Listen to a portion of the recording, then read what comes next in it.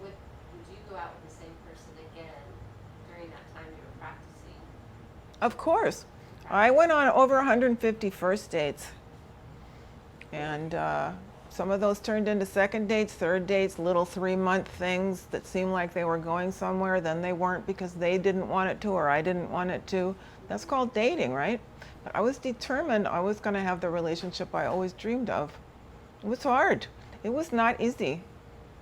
I had to reframe what I thought rejection means. I had to challenge all my prejudices. I had to sit and squirm and feel uncomfortable because I didn't think I liked this person, and what's wrong with me that I can't like a simple human being. That's what I did. So that's what I offer to you, is you can practice dating authentically.